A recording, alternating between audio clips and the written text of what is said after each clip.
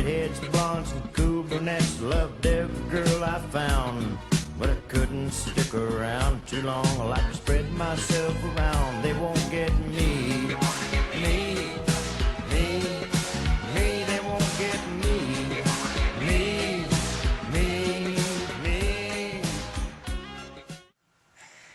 I've been holding off on this for a long time because it's too painful to go through this. To talk about Superman 3, The Search for Super Sex. There's really no way to introduce this other than to go into it, but Richard Donner was fired by the Salkinds, the producers of Superman movies, halfway through filming Superman 2. He was fired and Richard Lester was brought on to complete Superman 2. And in order for him to get a credit, he needed to direct at least 50% of the film. So Lester began reshooting the movie, and Gene Hackman, Ned Beatty, and E.G. Marshall and Valerie Perrine didn't want to reshoot, so they didn't reshoot. So that's why in Superman 2 you notice there is body doubles for Lex Luthor, because apparently we're supposed to believe that Lex Luthor all of a sudden has gotten shorter and talks like this. Hey! Ever heard of parachutes? When Superman 3 was made, it was a Salkind Lester total control film, because they didn't have to rely on Donner footage, they didn't have to rely on Donner at all, they could make their own thing. So, Superman 3 is definitely the movie that they envisioned to make for Superman.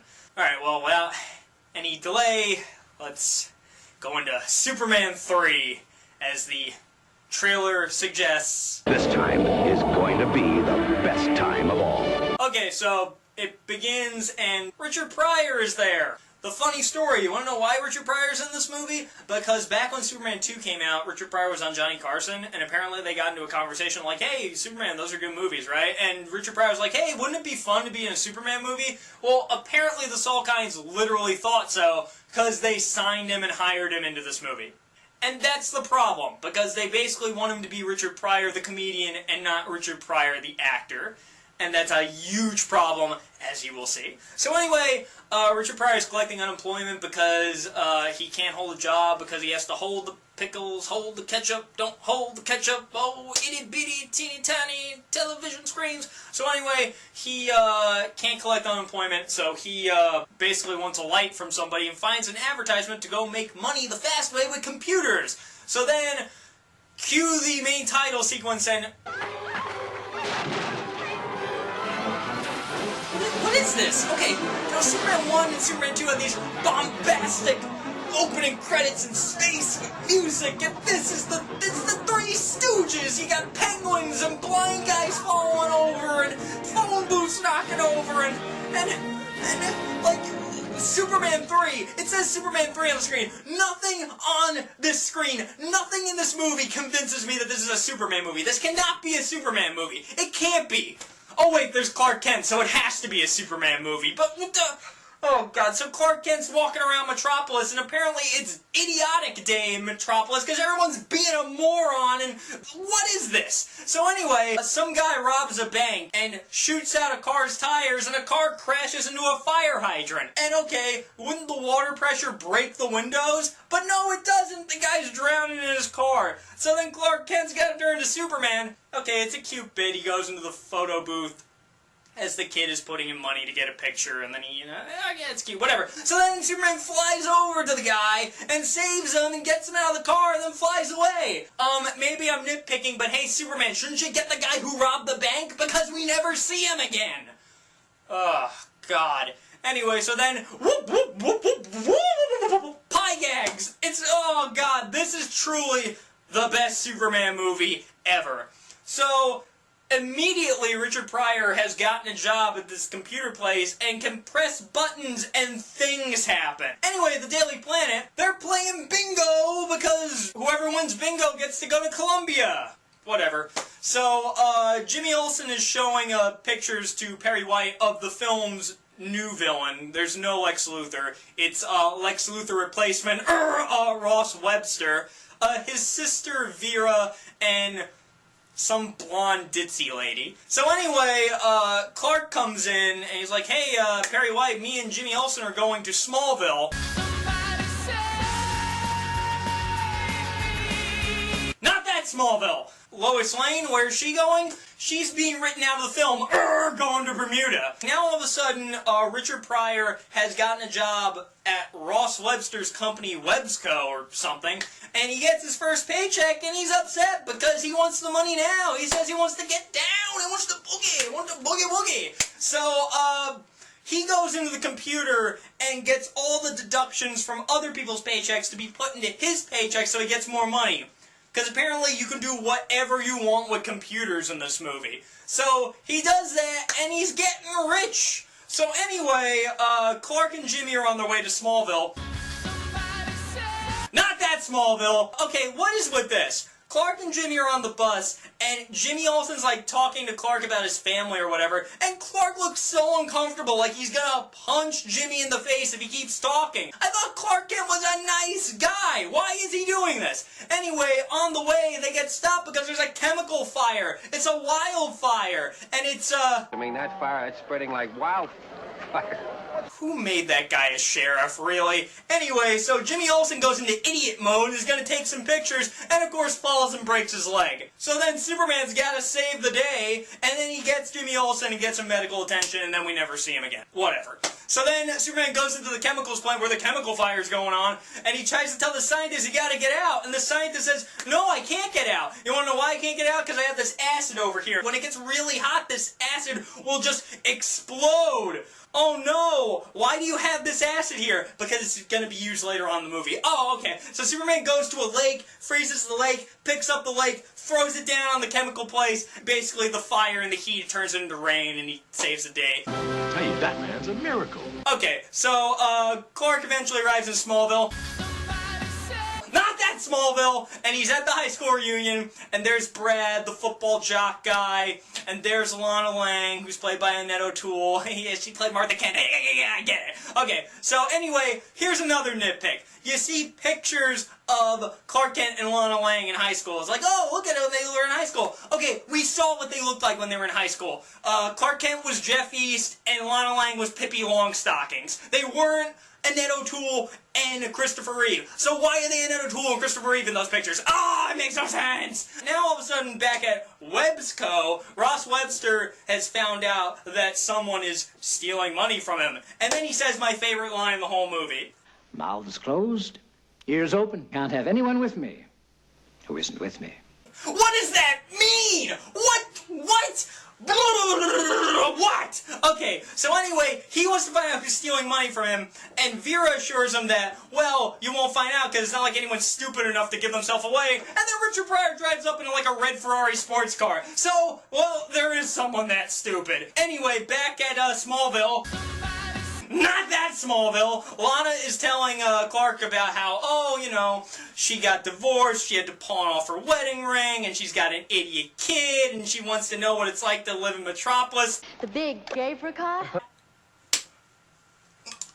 Okay, so back at Websco, Ross Webster wants to see Richard Pryor, and Richard Pryor thinks he's going to go to jail, and he doesn't want to go to jail because in jail there's... They have robbers and rapists who rape robbers.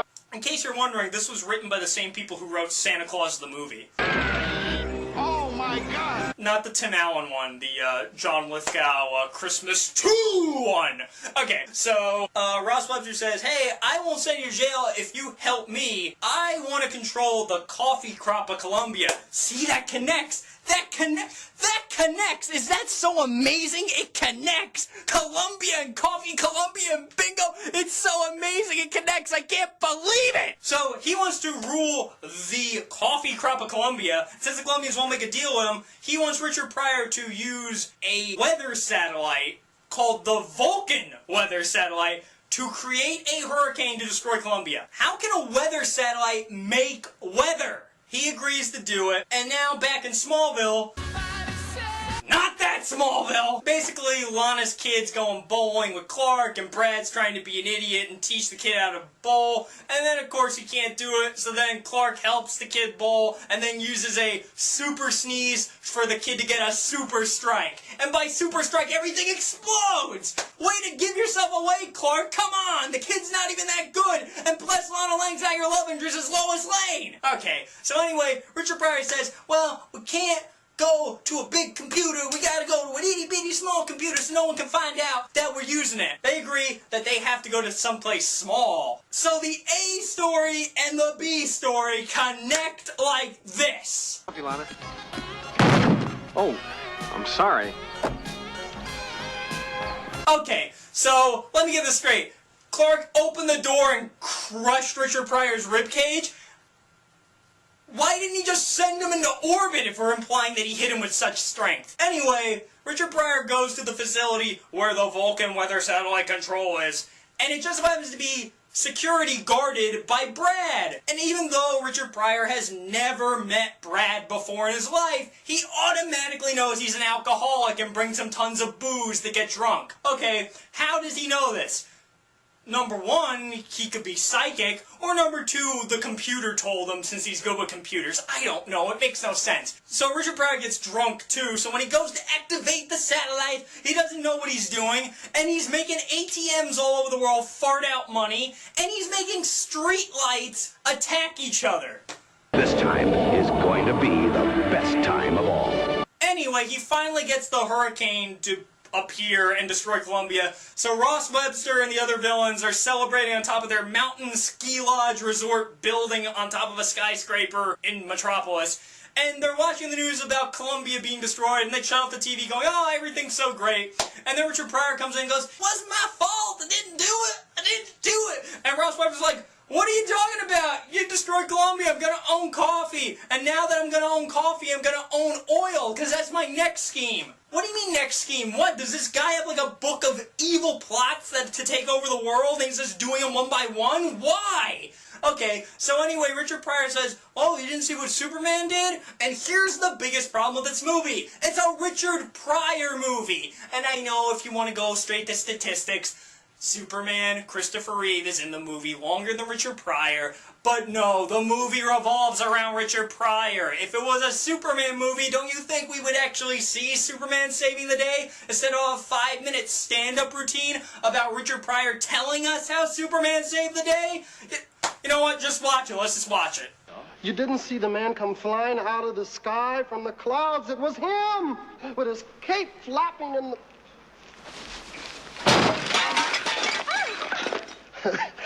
His cape was flapping in the wind. He was flying. He was great. He was just flying around. Going in the wind like this. Looked like a flag. And he landed right in the middle of this big plantation. Dun, dun, dun, dun. Right? And he checked everything out, right, with his X-ray vision before he did that. And then he flew into the tornado, went down to the bottom of the tornado, and turned it upside down. Crazy! I've never seen nothing like it.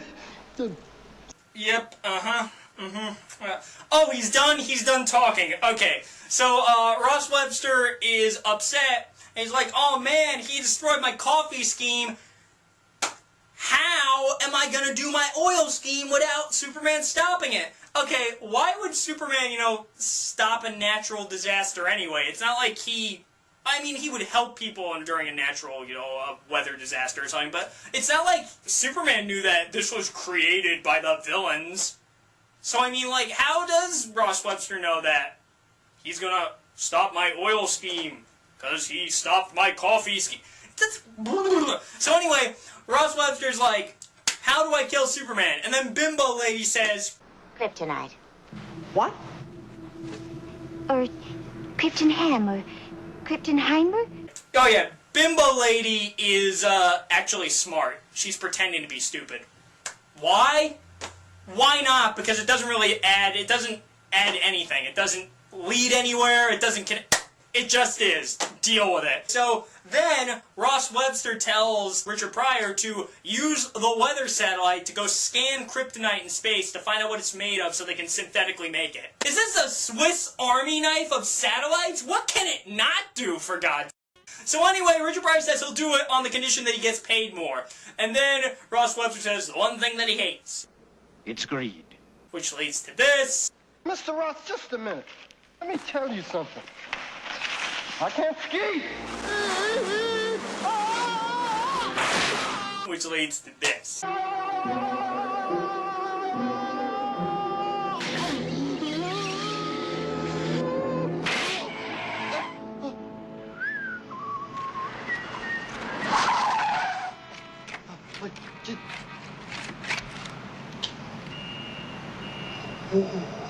Alright, so he's scanning kryptonite, and it turns out that a small percentage of kryptonite is an unknown element. Richard Pryor's smoking at the time, looks at his pack of cigarettes and sees tar as an ingredient in cigarettes. He goes, hey, I'll put tar in there. He ain't gonna smoke it. Oh, what am I gonna do? Oh. So, of course, he gets the kryptonite, and they're gonna go give it to Superman. Well, back in Smallville... Not that Smallville! So then Superman's getting the key to the city for the chemical fire and for saving Lana's kid, I'm guessing. Then General Richard Pryor shows up and... Listen up! I just came in directly from the Pentagon, and you better believe there's a damn good reason that I did. Yep. Now you people, you like to go sit in church on Sunday, don't you? Yeah. You like to sit and watch the Super Bowl. Yeah. Now I don't have to tell you that America leads the world in high-grade plastics. We cannot afford a chemical plastics gap. But last week, half of this great nation of ours almost bit the bullet. If it wasn't for this man here. Yep. Okay, then he gives him the kryptonite, and it doesn't kill him. It doesn't do anything to him. So then Richard Pryor calls Ross Webster and tries to tell him that it didn't work. Hello? But he just... Do you know how they're always trying to find the secret recipe in that chicken in the bucket? And nobody seems to know the ingredient because it's unknown, right? Yes, you know, Superman not dying, it's a lot like chicken in the bucket. This time is going to be the best time of all. Okay, Superman goes back to Lana's place and then basically starts giving her looks like he wants to do the nasty with her. But then someone's like, oh no, there's a car accident on a bridge. And Superman's like, oh, wait, I should go there. And then gets there late so he can't help. And then you find out, oh no, the kryptonite did affect him, like red kryptonite. So he's becoming like an evil jerk Superman. But apparently the writers don't know how to do evil because all he does is straighten the Leaning Tower of Pisa while smiling and blows out the Olympic torch because he looks bored. Yes, what an evil man Superman has become. Anyway, the news is covering that Superman has become evil, and the villains see this, and they put one and one together. Oh, the kryptonite must have done it to him. And then Vera says the single dumbest line in the movie. She says that Superman has now become... a normal person. Yes, because normal people straighten the Leaning Tower of Pisa and blow out the Olympic torch for kicks. That's what normal people do! Anyway, now that Superman's out of the picture, they can start on their oil scheme. So they send orders to all the oil tankers to just huddle up in the middle of the Atlantic Ocean and create an oil embargo because it's the 80s and we love gas crises. Anyway, one captain on one of the oil tankers realizes this is really stupid and he ain't following the orders. This guy, smartest man in the entire movie. Anyway, they realize one ship isn't going there, so we need to destroy that ship because we're angry. So we'll get Superman to do it. So Bimbo Lady is on top of the Statue of Liberty, and then Superman comes by and is like, I hope you don't want me to say because I don't do that anymore. And then she's like, I'm gonna rock your super world in the super bedroom, in the super sack, once you destroy this oil tanker for me. So Superman goes to destroy the oil tanker, and then he comes back to the mountain ski lodge resort thing building, and proceeds to have super sex with her. This time is going to be the best time of all. So, anyway, Richard Pryor is a little upset because all the bad guys get what they want and he wants what he wants. And what does he want? He wants a computer that can do anything. Why? Because the movie needs a third act. That's why. So anyway, Ross Webster's like, Well, what will it do? Anything I tell it. What will it do for me? For you, It'll do anything you tell me to tell it to do for you. Okay, so he agrees to build him the computer in the middle of the Grand Canyon. Anyway, so Lana is upset because Clark's been missing, because, you know, Clark is Superman, ha ha ha. So she and her son are gonna go to Metropolis to go find Clark. Lana and her son get to Metropolis, like, at the same moment that Superman's getting drunk in a bar.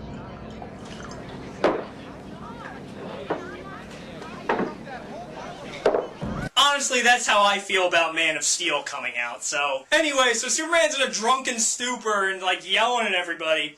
And then he flies off, and this is hilarious. Lana's kid is like... Superman, you're just in a slump. Yeah, you know, you were 0 for your last 12, but you'll get a base knock in the next game. You'll get it, Superman. You're just in a slump. What is this kid talking about? God. Anyway, so Superman lands in a junkyard, screams, and then best scene in the whole movie. I really can't knock the scene. It's really good. Superman gets up, and Clark Kent walks out of him, and then Clark Kent and Superman fight in the junkyard. And it's a good scene because you don't know if it's actually happening, if it's literally happening, or is it happening in his mind. It's really well done.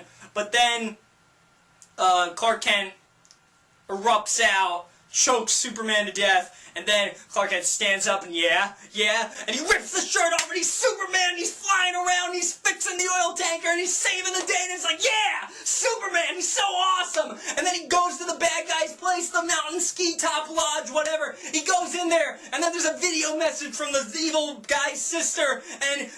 So you've finally shown your true colors. Finally, you've shown your true... Wait, did they know he was gonna turn good? Wait a minute, how did they know he turned good? Were they there at the junkyard? How does anyone know he's... Wait, what?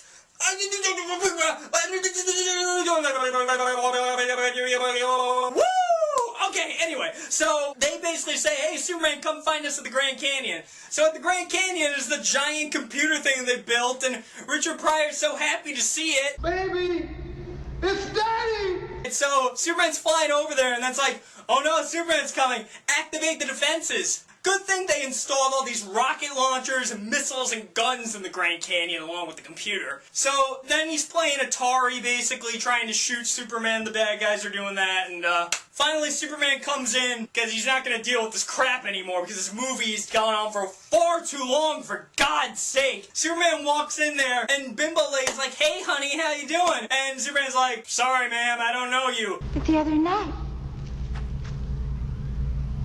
I'm sorry, but that wasn't me. She had super sex and a super one-night stand. Oh my God! This time is going to be the best time of all. Okay, so Richard Pryor tries to convince them that... See, I'm not with them, Superman. You could have fooled me, mister. The bad guys press a button on the machine, and then it traps Superman in a bubble. And then Vera says... Let's see how long you can carry on without any air. Okay, let's figure this out. Okay. At the end of Superman 1, he flies into outer space, looks around, and then looks at the camera and smiles. Does the same thing at the end of Superman 2.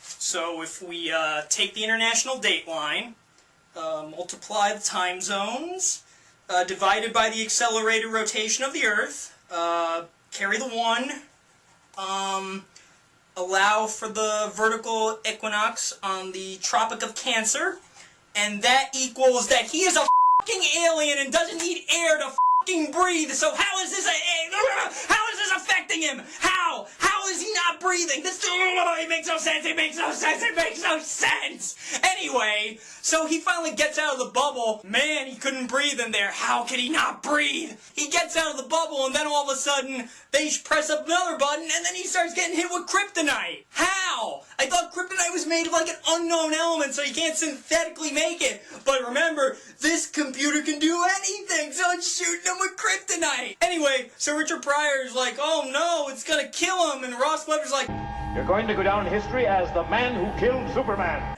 and then Richard Pryor's like, no, I don't want to do it. So then Richard Pryor finally does something great and smart. He shuts and unplugs the computer off so it can't run. Yay! He saves Superman. He punches Ross Webster. Now Superman will just get up capture them all, end this movie, and, What? No. No. No. It's feeding itself. It wants to live. It wants to live. No. Calm down.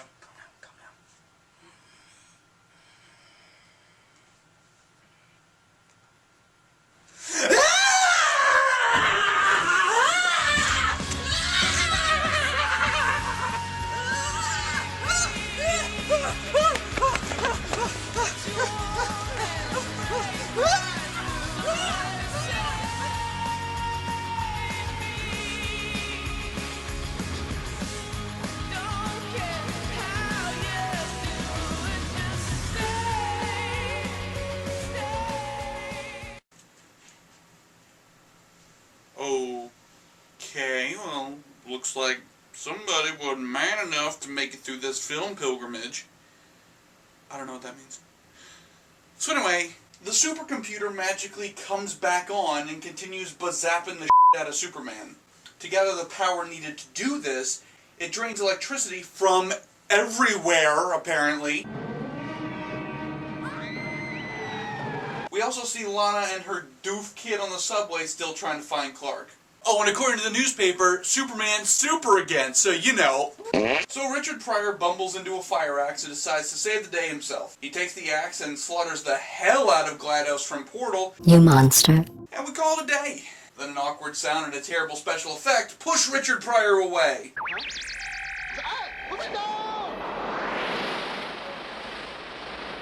Well, Superman realizes he needs Yellow Sun to power back up, or he just decides, fuck these assholes, I'm out of here, and leaves the cave. Don't leave us alone in here, Superman!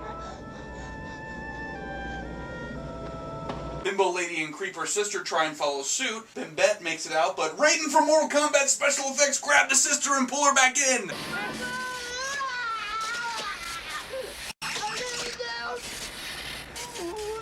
Sis?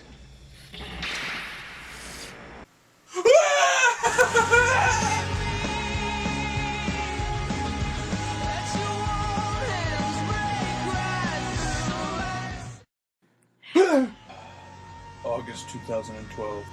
Nearly 2 years had passed since that godforsaken video. Superman 3 had scarred me for life. Followed me everywhere. Couldn't get it out of my mind. Those images, they haunted me. I knew it was my white whale. It was the first thing that people would ask me everywhere I went. Hey, mister, you ever gonna finish Superman? Enough. I'm putting this evil thing to rest, once and for all. So where were we? Oh, right. We see the wide-awake Nightmare bazapping her brother and the blonde with some generic power. Like, it looks like some kind of filler effect, and they said, yeah, we'll put Ghostbuster shit over it later. And they never did. So Superman gets the f*** out of there and flies back to Smallville to grab the acid that had no purpose earlier in the film. You see, it's an example of Superman's unknown power, plot convenience out the ass. So Superman returns with the acid, which according to the computer readout is harmless. Then he deflects the not quite finished beam back towards the robot, whose apparent weak point was the groin and belly area, and it promptly falls down like an idiot. So the computer has Supes hung up and he desperately fumbles with the deadly acid. And that brings me to a real big problem that I have with this particular film. Why does this computer give Superman such a hard time? It's not Brainiac, the living computer from Krypton. It's not Metallo, the cyborg with the kryptonite heart. It's not even the weird 90s part robot, part Superman thing. This thing is just a Macintosh with a fucking attitude problem, and for some reason it completely screws Superman up. So Supes finally uncorks the acid, which immediately turns into the emotion slime from Ghostbusters 2. Your love lifting me higher. And somehow that completely destroys the evil robot, even though literally the strongest being on Earth couldn't do shit to it. Out of the rubble, we see Robot Sister as miraculously fine, and most important, Richard Pryor doesn't have a scratch on him. But what about not Lex Luthor or the bimbo blonde lady? Are they okay? Are they dead? Does Superman have blood on his hands? Not important, Richard Pryor doesn't have a scratch on him. So Superman flies Pryor out of there, and they banter about exactly what happened. Guess it died of acid indigestion. So Superman drops Pryor off at a coal minery, and he snags a piece of coal and crushes it into a diamond because Lana had to pawn her diamond ring off at some point, and now he's gonna replace it. Aw, that's so cute. I'm gonna fucking kill myself. So Superman leaves Pryor to get an honest job and lead a regular life. Pryor decides he'd rather just do some more shtick, and that's the last we see of him. So then Clark replaces Lana Ring, and whoops, he bends down to pick something up, and when uh-oh, Brad shows up. You know what? I'm not going to even say anything. I'm just going to present this scene without context, and I'll let you make your own decisions. Really nice guys. Finish.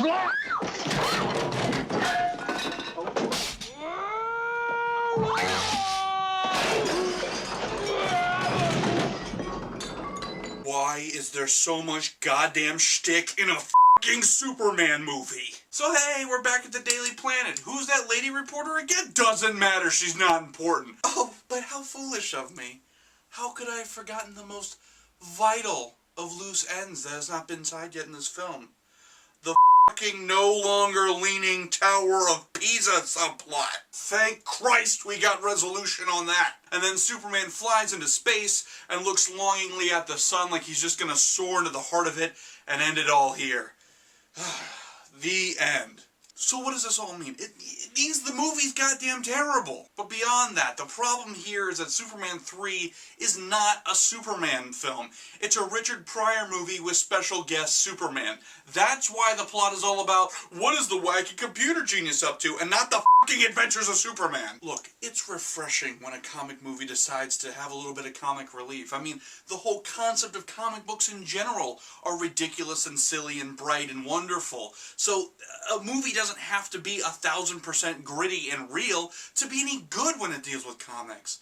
But when they go the complete opposite direction and it's a goddamn Three Stooges film, that's not the answer. I mean, this thing has the stupid building skiing, the entire opening title sequence, goddamn super sex, air bubble, the robot possession. Why? Why did it happen? Who signed off on the robot possession? Who was like, no, that's a great plot. No, f*** you if you sign off on that. That's terrible. It's totally horrendous, and once it tanked in the box office, everybody pretty much joined hands across the world and agreed that this was the worst thing ever to happen to Superman. That wasn't until the Man of Steel movie. Alright, it's been a year. I consider this movie an embarrassment. This review is done, and I'm leaving Talking to Superman up to Max goddamn Landis.